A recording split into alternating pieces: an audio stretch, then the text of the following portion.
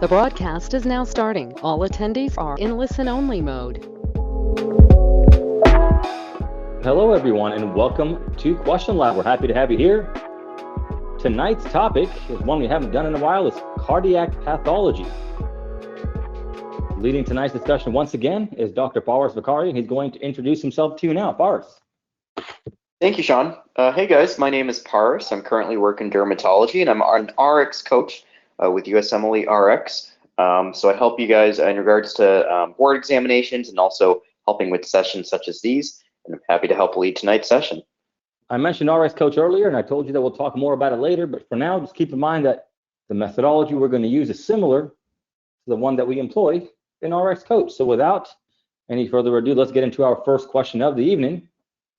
As you can see here, the answer choices are not present. That's by design. We remove the answer choices because that is our first step in our attack and approach to questions. We like to remove the answer choices or have you cover them up, and that's because we don't want you to see a choice that you're familiar with, that you're not familiar with, that may cause you to panic as you're trying to answer the question, or have your thought process be dictated or guided by the answer choices that you see. So we cover those up, and then we begin with the lead-in, which is the last sentence or the question itself. So let's do that now. Which of the following is a complication of this patient's most likely diagnosis? Which of the following is a complication of this patient's most likely diagnosis? We'll give all of you a few seconds here to respond in the question box and let us know how many steps you believe this question will require, and then we'll move on to the vignette.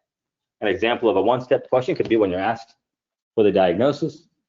An example of a two-step question could be where you ask for the treatment for a diagnosis. And an example of a three-step question could be where you're asked for the mechanism of action for a treatment for a diagnosis. So with those in mind, please let us know in the question box how many steps you think this question will take.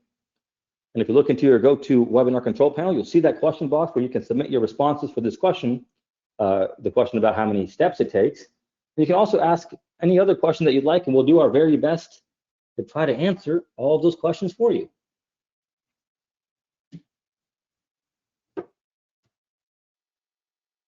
All right, I don't see any responses coming in. We'll give all of you a few more seconds here before we move on. I know we have lower attendance, and that might be a part of it.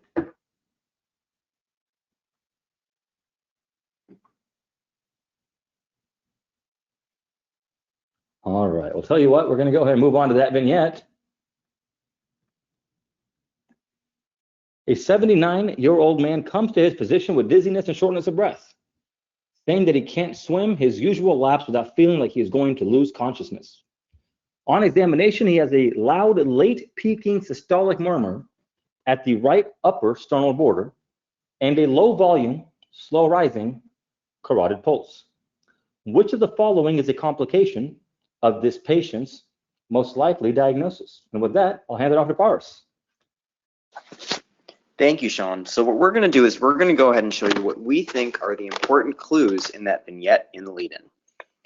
And so starting off, usually with these clinical questions, the first thing you're going to be given are demographics. In this case, we're told it's a 79-year-old male. So you want to make note of that because that'll automatically help start to clue you in, like potentially in this question, about what kinds of conditions and diagnoses you should be thinking about.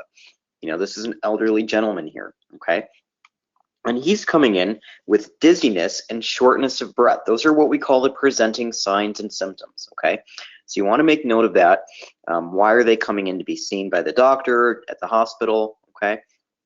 On top of that, they tell us some issues, losing consciousness almost when he's exercising, okay? Now, in this case, we know we're doing cardiac pathology, so we definitely want to make note of any sort of physical exam findings or auscultation findings that can help clue us into any sort of cardiac pathology. And they do tell us something abnormal there. So we're going to kind of have to localize those findings to try to figure out what might be happening, okay? Now this question, however, is asking us not just about the diagnosis, but a complication of that most likely diagnosis. So I think we've got a two-step question here. I think one, we've got to figure out what is the most likely diagnosis. And then 2, what is the complication of that diagnosis? Okay, so let's go ahead and let's take a look at those answer choices. And what you see here are 5 answer choices. And when we work with students, we recommend that students actually start at the bottom and work their way up to the top. So start with answer choice E and work your way up to answer choice A. And the reason we do that is because a lot of times we'll see students who start at the top, they'll see something they like and they'll select it without going through all the answer choices. So sometimes they'll get that question wrong. So we recommend doing it this way to prevent yourself from making that mistake and to not bias yourself. So let's go ahead and let's do that now. Answer choice E, varicose veins. D, pulmonary interstitial fibrosis. C, lower extremity claudication. B, diastolic dysfunction. And A, cholesterol emboli syndrome. So we're going to go ahead and open up that poll. Go ahead and select what you think is the best answer here, and we'll talk about it in just a few seconds. Well, thank you very much, Parth. The poll is open. We're going to wait until about 2/3 of you have responded before closing that poll. So take a moment to select what you believe is the correct answer. Remember that on test day, there is no penalty for guessing, and certainly no penalty for guessing tonight. So if you're unsure, don't worry. Take your best shot, and then we'll go over the incorrect and correct answer choices here together in just a moment.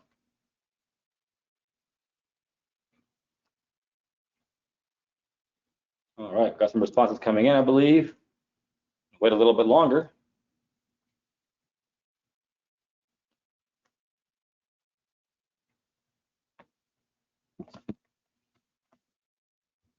All righty. Well, let's take a look and see what all of you selected.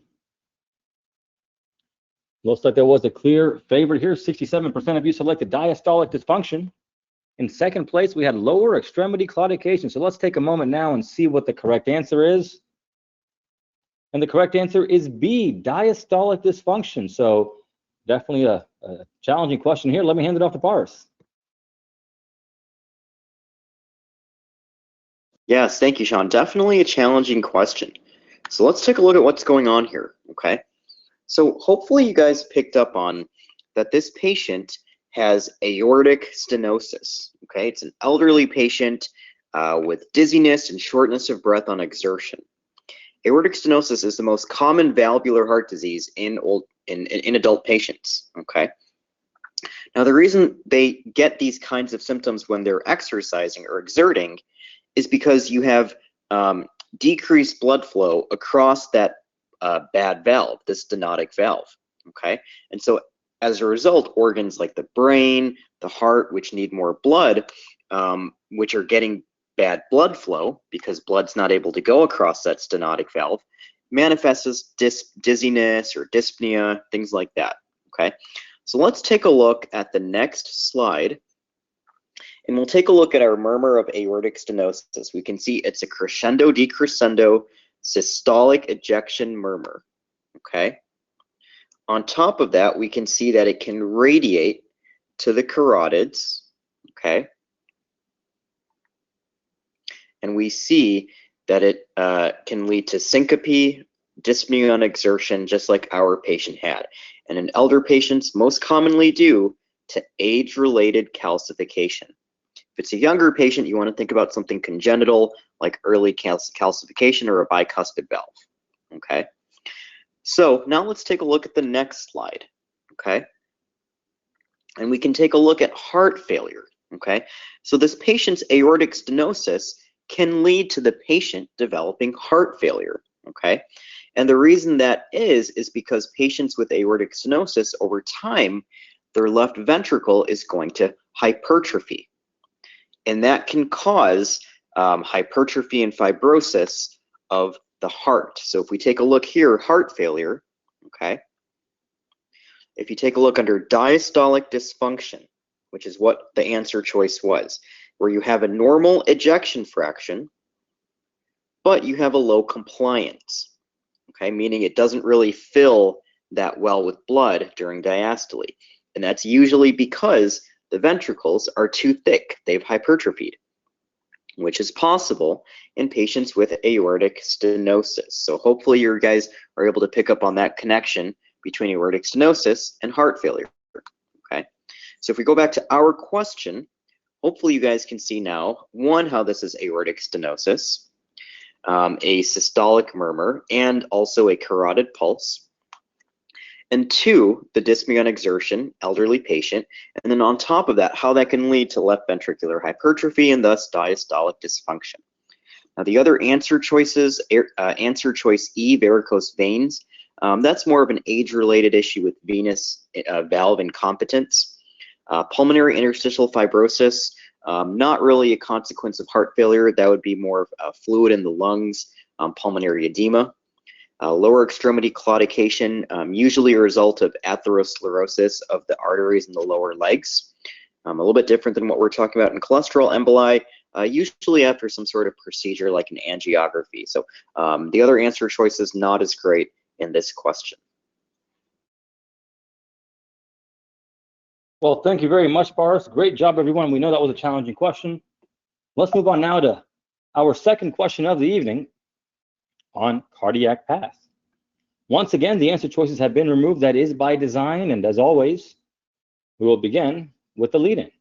Which of the following cardiac abnormalities most likely caused this patient's symptoms? Which of the following cardiac abnormalities most likely caused this patient's symptoms? We'll give all of you a few moments here to respond in the question box and let us know how many steps you believe this question will require. And then we'll move on to that vignette.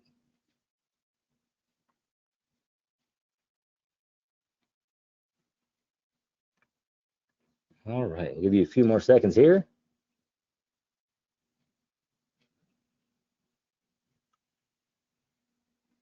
All righty. Let's go and take a look at that vignette. A 45-year-old woman comes to the clinic because of a 2-week history of substernal chest pain when climbing stairs, relieved with rest. She has a history of infertility. Her pulse is 82 per minute and blood pressure is 124/84. Physical examination reveals short stature, 142 centimeters or 4 feet 8 inches, and a webbed neck. A 3/6 mid-systolic blowing murmur is heard at the upper right sternal border and her pulse is delayed. Which of the following cardiac abnormalities most likely caused this patient's symptoms? Boris. Thank you, Sean. So what we're going to do is we're going to go ahead and show you what we think are the important clues in this vignette and lead-in. So now we've got a 45-year-old woman, okay, so we want to make note of that. And then she has substernal chest pain, especially when climbing, and we're also told it's relieved with rest. You definitely want to know chest pain. Is it relieved with rest? Is it not relieved by rest? And you want to ask other questions as well. Where is the pain? How would you describe the pain? On top of that, you know, a lot of times these clinical questions will tell you how long has those symptoms been going on for. A couple days, a few months, and that gives you a sense of the chronicity of the issue as well. Now, in this case, we're told that it's been going on for 2 weeks, okay, so we want to make note of that as well. And they also tell us that she has a history of infertility, okay? Now, whenever you see something like that, you always have to ask yourself, well, why are we talking about infertility after just talking about chest pain? That seems a little unrelated. So you're going to have to ask yourself, is that related? How is that related? Make sure you take note of that clue, okay? They tell us a little bit more about physical exam findings, cardiac murmur findings. Again, you definitely want to make note of that and know how to interpret those. So then they're asking us about the cardiac abnormality that most likely caused the patient's symptoms, okay? So I think, one, we've got to figure out maybe what's going on in this patient, what's the diagnosis, the condition, and then two, maybe what is a specific cardiac abnormality at play here, okay? So maybe a two-step question here. So let's go ahead and let's take a look at those answer choices. Answer choice E, papillary muscle dysfunction. D, narrowed coronary arteries. C, coarctation of the aorta. B, bicuspid aortic valve. And A, atrioventricular septal defect. So we're going to go ahead and open up that poll. Go ahead and select what you think is the best answer, and we'll talk about it in just a few seconds. Well, thank you very much, Parth. The poll is open, or about to be open. We'll give all a few moments here to select what you believe is the correct answer. I'll read these answer choices to you from E to A for good measure. Papillary muscle dysfunction, E. D, narrowed coronary arteries. C, coarctation of the aorta. B, bicuspid aortic valve, and A, atrioventricular septal defect. We'll give all of you a few moments here to lock in your answers. Remember, you're always going to learn more if you're active. And your answers are completely anonymous, so participate and do your best, and hopefully we'll all walk away with a better understanding of cardiac path. We'll give all of you a few more moments here.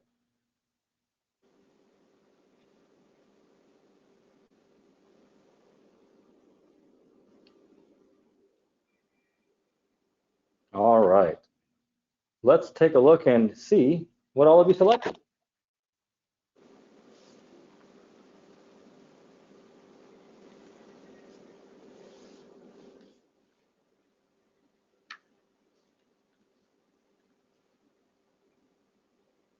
Jeff, would you mind closing that poll so we can take a look here?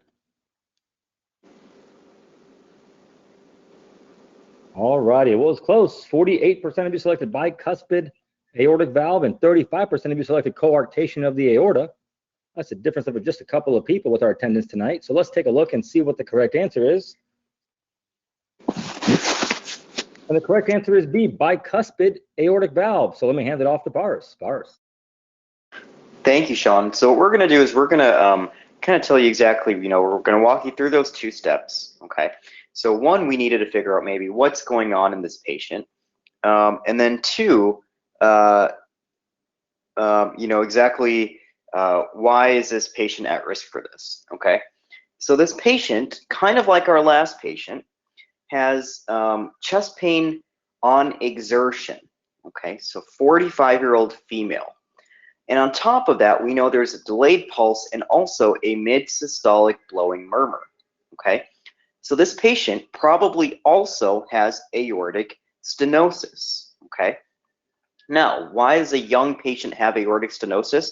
We kind of talked about this. You have to be worried about some, congenital issues like early calcification or a bicuspid valve.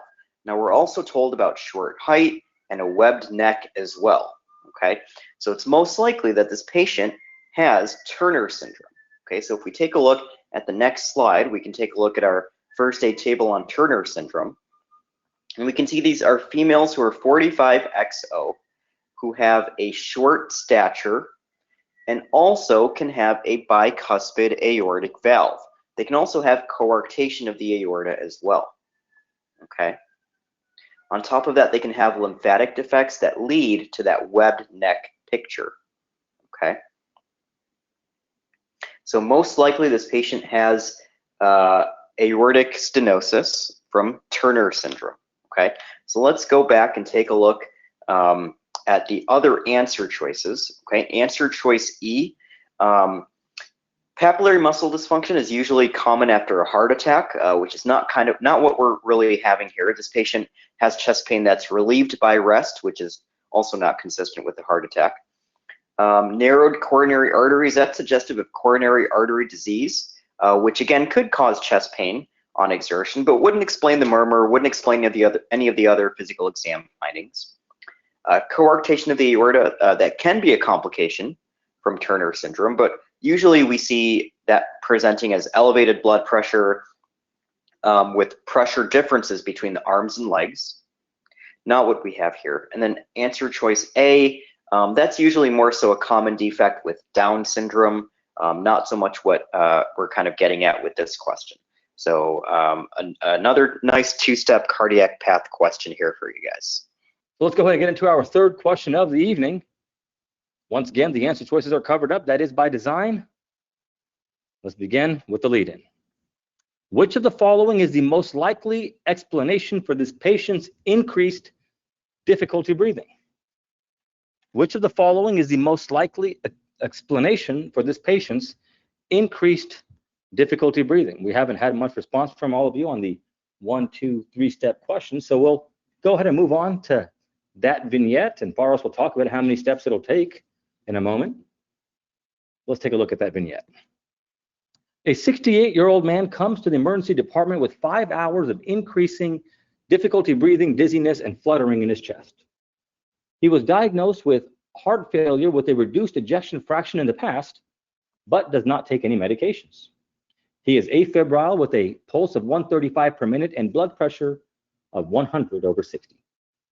Physical examination reveals crackles in bilateral lower lung fields and decreased pulses in all 4 extremities. The troponin I is normal. The ECG is shown. Which of the following is the most likely explanation for this patient's increased difficulty breathing? Faros. Thank you, Sean. So in this question now, you can see kind of what we think are the important clues. And again, demographics. This is a 68-year-old male, okay?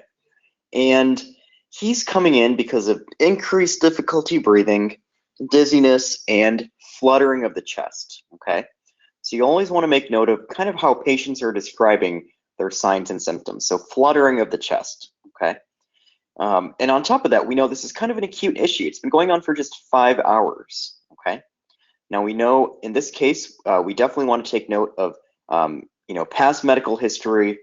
We see here that he does not take any medications for his heart failure, okay? So what are the implications of that?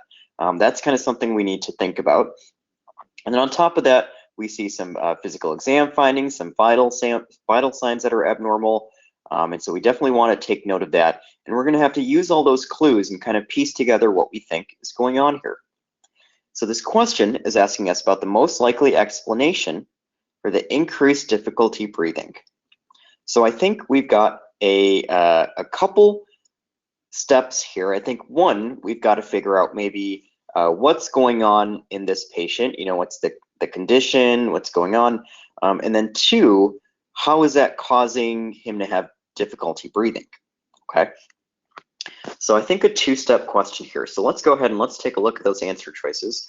On top of that, now we see that we have an EKG. So let's make sure that we take a good look at this EKG. Okay, we kind of magnified it here for you guys. And so you definitely want to know how to read EKGs prior to going into your exam. Not only normal EKGs, but also abnormal EKGs, so identifying common rhythms, but also just the basics of EKG reading. What do the boxes mean? What do the little boxes, big boxes mean? What are the components of the ECG? These are all things that you can use to piece together and then potentially find what might be going on in this patient. Okay, so we'll move on. We'll take a look at those answer choices. Don't worry, that EKG will still be there in the bottom right. We'll start at the bottom once again. E, right heart failure from pulmonary hypertension. D, distributive shock due to pneumonia. C, development of a reentrant circuit. B, decreased cardiac output secondary to decreased preload with an absent atrial kick. And A, arrhythmia due to acute transmural myocardial infarction. So we're going to go ahead and open up that poll. Go ahead and select what you think is the best answer here, and we'll talk about it in just a few seconds.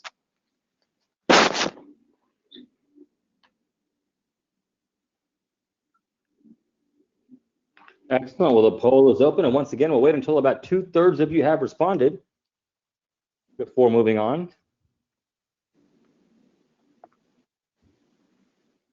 Let me read these answer choices for you one more time, just because some of them got a little cut off here. So E, right heart failure from pulmonary hypertension.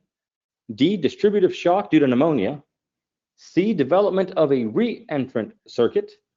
B, decreased cardiac output secondary to decreased preload with an absent atrial kick. And A, arrhythmia due to acute transmural myocardial infarction. So we'll give all of you a few more seconds here.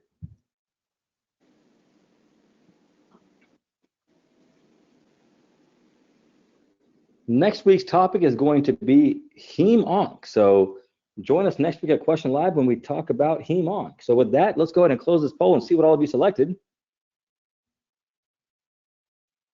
And it looks like 58% of you selected B, which was decreased cardiac output secondary to decreased preload with an absent atrial kick. And second place was tied between C and E. So let's take a look and see what the correct answer is. And the correct answer is B. So great job, everyone. You guys nailed that one. Let me hand it off to Paris. Thank you, Sean. Yes, great job on that question. So let's take a look at what's going on here, okay? So one, this patient likely has heart failure, okay? We know that this patient was diagnosed with heart failure, has a low ejection fraction, okay? Doesn't take medication, so that's probably gonna be getting worse. There's fluid in the lungs. The patient has dyspnea, difficulty breathing, okay? Now on top of that, we know this patient might also have atrial fibrillation. Heart rate of 135 is high, that's tachycardic, okay? And if we look at that EKG, you could see that one, the spaces between the QRS complexes are not all the same, okay? You can see that the distance between those QRS complexes sometimes is thinner, sometimes is wider. On top of that, there's no real discernible, like very nice P wave in front of those QRS complexes, okay? All things that kind of point to atrial fibrillation, okay? So if we take a look at the next slide, we are taking a look kind of at atrial fibrillation, okay? So we can see here there's no discrete P waves, and the QRS complexes are irregularly spaced, just like our patient had, okay? So most likely this patient has atrial fibrillation, okay? Now what happens is in patients with atrial fibrillation, you don't really get normal atrial contraction, okay? And that prevents that atrial kick. That helps, that would normally improve filling of the ventricles during diastole, getting that extra atrial kick of blood into the ventricles. But normally, that's normal. Now in atrial fibrillation, you don't get that. So what can happen is you start to lose cardiac output over time, especially in patients with pre-existing heart conditions. Now in normal healthy people, it may be okay to not have that atrial kick, but in a patient who already has uncontrolled heart failure, that's probably not a good thing. And that's probably why this patient's having worsening symptoms, okay? So this patient has a decreased preload because they don't have that atrial kick, and this is leading to decreased cardiac output. Now the other answer choices, answer choice E, this might be something more so if we were talking about a pulmonary embolus or a blood clot, not what we're talking about here. Answer choice D, kind of not really relevant here. We're not talking about an infectious process. Answer choice C is talking about Wolff-Parkinson's White, and that can sometimes lead to ventricular fibrillation. And Wolff-Parkinson's White notably has a very prominent delta wave, that upslope right before the QRS complex, which we don't see here. And then lastly, answer choice A, as we were told, the troponin levels are normal in this patient, so patient most likely not having a myocardial infarction. So great job on this question.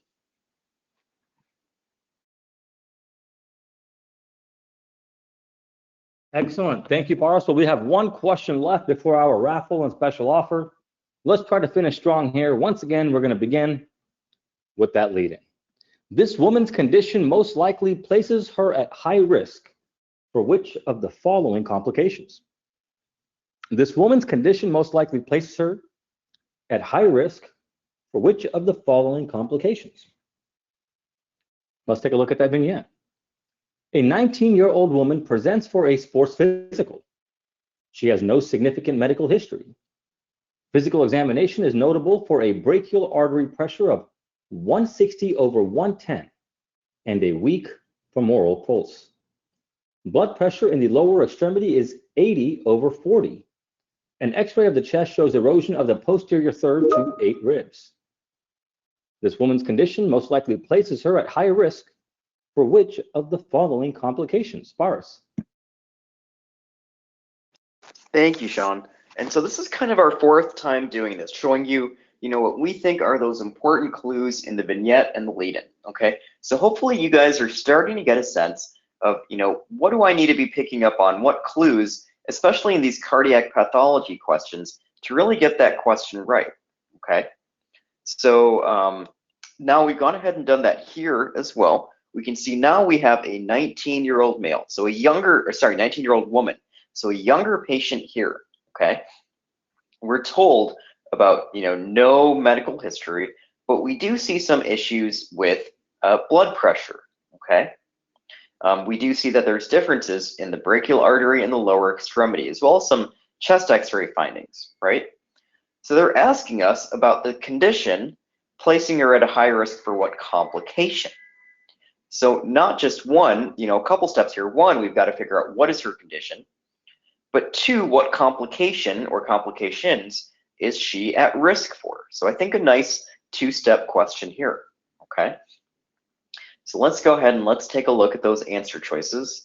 Once again, we'll start at the bottom and work our way up to the top. E, stroke. D, paradoxical embolism. C, Eisenmenger syndrome. B, cor pulmonale. And A, boot-shaped heart. So we're going to go ahead and open up that poll. Go ahead and select what you think is the best answer here, and we'll talk about it in just a few seconds.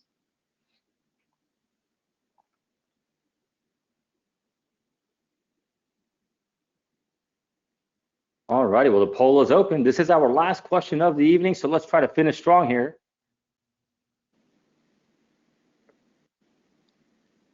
As always, we do these question labs every Tuesday at 8 p.m. Eastern time, so please join us, tell your friends about us. Next week's topic is going to be hematology oncology, and we hope to see you here. All righty, a few more moments here.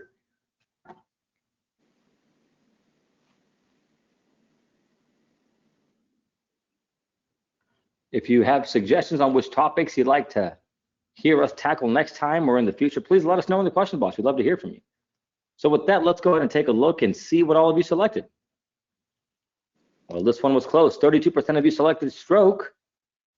20% of you selected cor pulmonale, and third place was tied between A, C, and D. So let's take a look and see what the correct answer is. And the correct answer is E, stroke. So let me hand it off to Paris.